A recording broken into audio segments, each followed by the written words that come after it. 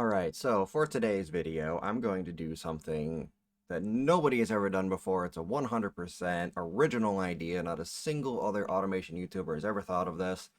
I'm gonna recreate my car in automation to the best of automation's abilities to do so. So I'll be very curious to see if the game has any representation on what would be real specs. I do have a spec sheet pulled up that I found online. It's going to give me all the extra little details that I may need, like bore and stroke measurements and things like that. It doesn't show stuff like this, so I'm just going to kind of guesswork my way through here and hope for the best at the end. Because in all honesty, this right here is more going to affect the overall weight of the car more than really anything else as far as automation is concerned. So, engine, it's got an inline four-cylinder, probably going to be all cast iron. It is dual overhead 4-valve. So, for the bore, we got a 79 millimeter.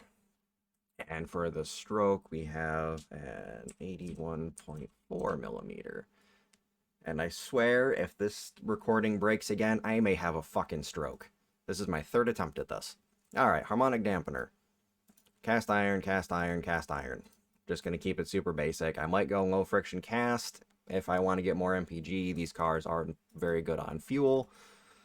But we'll see how things go. So it's got an 11.1 compression.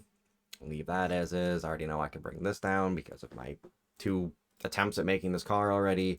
Multi-point, single, I believe it was one of these. I can't remember now. That needs to come up to about there. And we'll bump that up to 7,000. Short cast, bypass, high flow, none, and reverse flow. And all right, we're sitting 113 horsepower. Bring that up a little bit. Bring that up just a touch. And exhaust actually needs to be... Oh, I guess exhaust is fine as it was.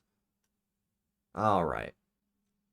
Obviously, we have a little bit of octane left over, but I don't care. We're moving on. 120 horsepower, 142 newton meters of torque, which is a little bit down on what it's supposed to have by about 10, according to what I'm seeing. I do have the 4-door hatchback version and front-wheel drive. And the thing that surprised me the most is the fact this actually has a dual clutch 6-speed auto in it. I didn't really ever expect that. It seemed a little bit too sophisticated for a Ford Fiesta. And I'm going to assume open diff is what this thing's going to be cruising with, because there's nothing sporty about this thing. Tire sizes are dead on.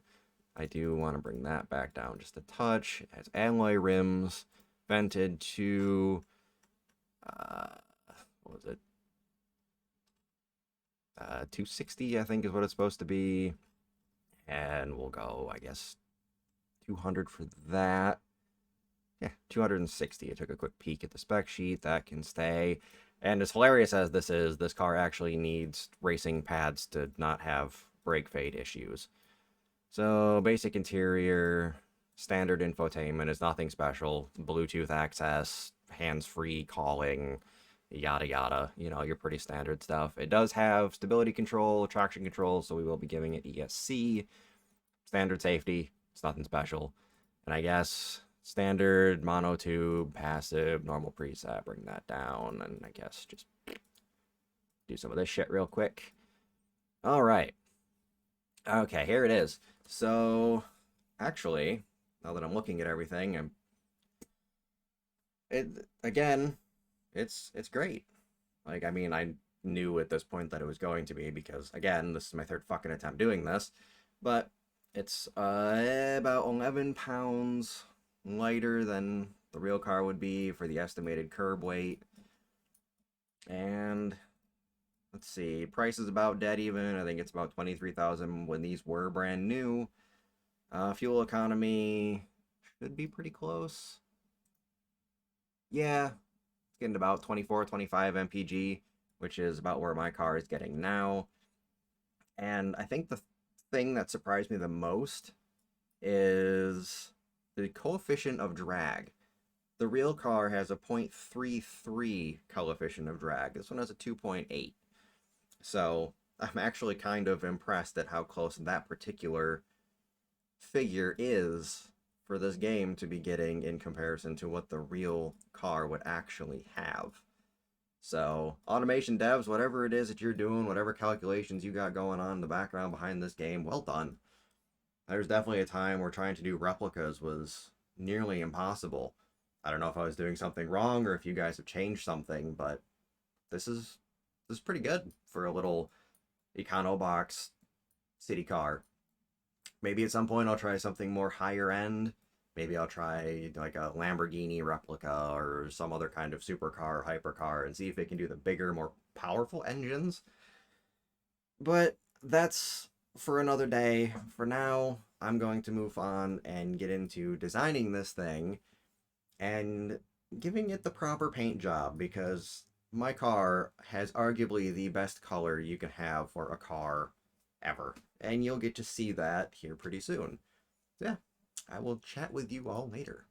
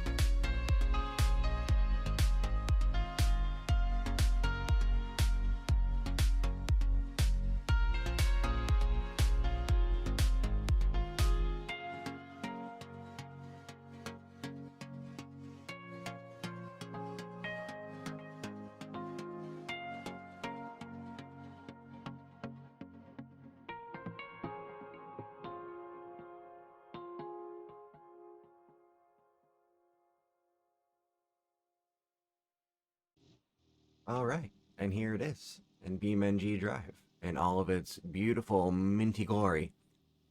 I told you this thing is arguably the best color you could ask for a car. Taillights didn't exactly export properly, but, you know, it is what it is. Car isn't perfect anyways. It's, I guess my best attempt at a visual replica, and, well, at best, definitely. But here we are at the Hirochi Raceway, and I'm just gonna take a casual cruise. See what this thing drives like on the track with its glorious 120 horsepower four-banger it's got in there. Alright, you know, so far so good, I guess. Let's go the long way. Feeling adventurous today. Bit oversteery. Likes to kind of bounce around a little bit. Do a little jig. No, I don't know if my real car actually does that. I tend to not drive like a total jackass, despite living in Florida and that kind of being the, like, acceptable standard for driving anywhere around here. Just cut people off and be a royal dickhead this every chance you get. Like, if you've never driven in this state, oh my god, what is going on with the tires? Is that like the ESC causing issues? Oh, I can't even turn it off. Well, I can see that bug hasn't been fixed yet.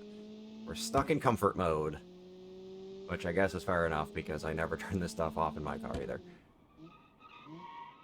But, my god. See that? Like that weird little, like, wheel hop that it's doing? Why is it doing that? Look at that. Okay, car. But I mean, in terms of overall driving performance, it does about as well as you would expect from a basic little hatchback. I just want to know why it keeps doing the little, like, squealing. Oh boy. Yeah, I wasn't paying attention. And it's supposed to also be, I guess, indestructible, but I guess that mirror was like, see ya! Fuck you shit, I ain't staying on. Indestructible or not. Alright, let's just reset. Sport mode, let's go. Does that make any kind of a difference? I doubt it. But it's worth trying. Any little extra performance you can get out of this little thing is worth it, I guess. Did I just deflate a tire? No, okay. Alright, I mean, for what it is, it's pretty good. I've never done a track day with my car. I don't know what it would actually be like to really drive this aggressively, and it probably wouldn't like it too much. Definitely. I think the fastest I've ever gone in it was like 105 miles an hour, and that was on my way down here to Florida, because some jackass in a Suburban wouldn't get the hell out of my way. Imagine that. You're cruising along at 95 miles an hour on your own, and some little mint green Fiesta comes plowing past you in the center lane at like 2 o'clock in the morning. Yeah, that's about how it went. It was great. But I guess that's really gonna do it. This has gone surprisingly well, all things considered. Design is sketchy, iffy. I'm really not good at doing realistic looking cars. I'm better at crazy contraptions that don't make any goddamn sense. But I hope you enjoyed, and I will see all of you next time.